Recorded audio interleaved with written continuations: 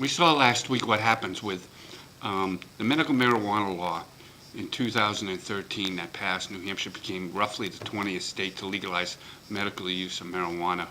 But we saw what essentially happens when a legislature in midstream tries to change a bill dramatically, and instead of using a scalpel, uses a meat cleaver. If you remember, medical marijuana was going to be homegrown. Patients and their caregivers were going to be able to grow it themselves, up to 4 plants. It started as 6 plants. Governor Maggie Hassan said, I'd veto the bill if it's got a homegrown option. The Senate fixed it for her.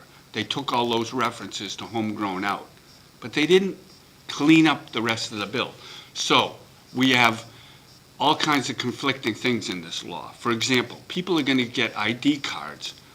Rules are going to have to be completed by this July for the issuing of those cards, but there's going to be no state licensed dispensary to give out the medical marijuana for at least another year and a half. So you could have a card at one point and not be able to use it for a year later. Attorney General Joe Foster came out with an opinion which essentially said the legislature didn't intend those ID cards to be useful at all until these state licensed dispensaries are open, which is true.